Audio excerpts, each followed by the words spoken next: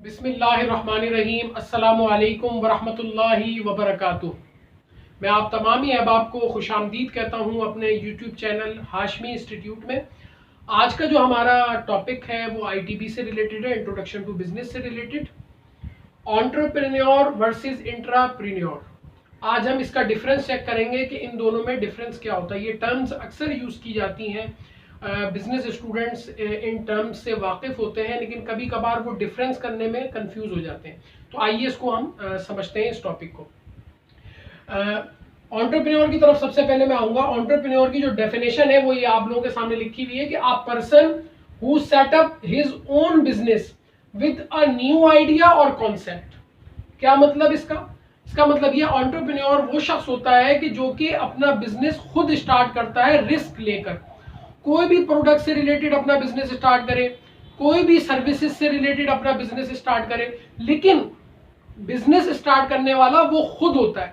जो भी शख्स अपना बिजनेस खुद स्टार्ट करे रिस्क लेकर, उसे हम कहते हैं एंटरप्रेन्योर। अब चाहे वो प्रोडक्ट को सेल करे, सर्विस को सेल करे, अपने कंज्यूमर की नीड को फुलफिल करने के लिए, इट डिपेंड्स ऑन एंटरप्रेन्योर, क्योंकि वो कंपनी का बॉस होता है, ऑनर होता है। आगे हम दूसरा डिफरेंस देखते हैं इसका एंटरप्रेन्योर का। अगर हम इसको दूसरी तरफ देखें, ये डेफिनेशन तो मैंने एंटरप्रेन्योर की आपको बताई, अगर हम इधर देखें तो इंट्राप्रेन्योर की जो डेफिनेशन है वो क्या है? An employee of the organization who is in charge of undertaking innovation in product, services and process etcetera etcetera. क्या मतलब? देखिए, यहां हमने क्या चीज डिस्कस करी थी कि एंटरप्रेन्योर वो शख्स होता है जो कि अपना बिजनेस खुद स्टार्ट करता है, वो अपने बिजनेस का खुद बॉस होता है, खुद ऑनर होता है, अपनी मर्जी से सारे फैसले करता है।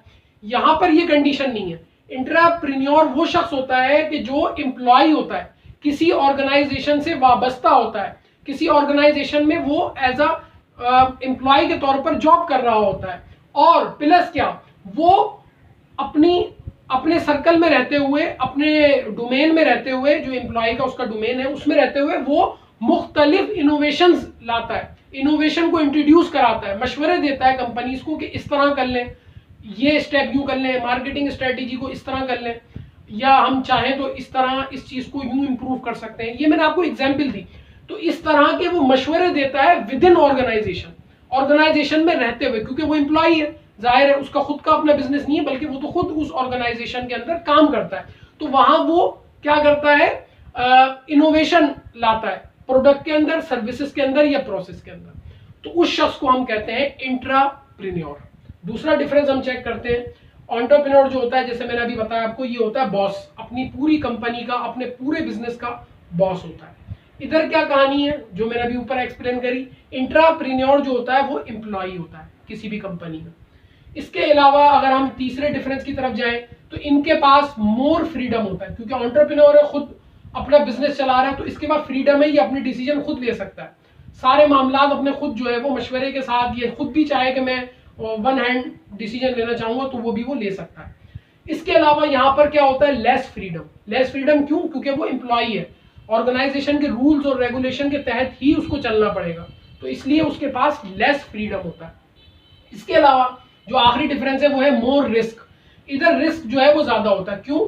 क्योंकि जाहिर है आप बिजनेस स्टार्ट कर रहे हैं, आप अपनी कंपनी इंट्रोड्यूस करवा रहे हैं, आप अपनी प्रोडक्ट को ला रहे हैं मार्केट के अंदर, आपसे पहले भी बहुत लोग मौजूद हैं, तो एक रिस्क होता ही है आखिरकार के कहीं कंपनी मेरी चले ना चले, प्रॉफिट हो ना हो, प्रोडक्ट तो ला रहा हूँ कहीं ये फेल ना हो जाए, तो बहुत सारे रिस्क इसके अंदर एसोसिएट, फाइनेंशियली रिस्क भी एसोसिएट होते हैं। तो इसलिए जो है इसके अंदर रिस्क ज्यादा इन्वॉल्व होता है और इसके अंदर रिस्क जो है वो लेस रिस्क होता है, क्योंकि जाहिर है उसको कोई अपना बिजनेस स्टार्ट नहीं करना, कोई अपना फाइनेंस नहीं लगाना, क्योंकि वो तो कंपनी ही सब कुछ कर रही होती है, वो तो कंपनी का जो है वो एम्प्लॉय होता है। तो ये थे डिफरेंसेस जो मैंने आपको बताए एंटरप्रेन्योर के और इंट्राप्रेन्योर के।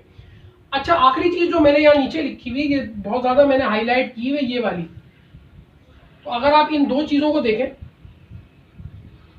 तो ये क्यों लिखी है मैंने, ये असल में वन वर्ड, अगर आप डिफरेंस चेक करना चाहें तो वन वर्ड डिफरेंस क्या है? ये हमेशा एंटरप्रेन्योर रिस्क टेकर होता है, क्योंकि हमेशा बिजनेस स्टार्ट कर रहा होता है, कोई नई चीज इंट्रोड्यूस करा रहा होता है, तो हमेशा ये रिस्क टेकर होगा।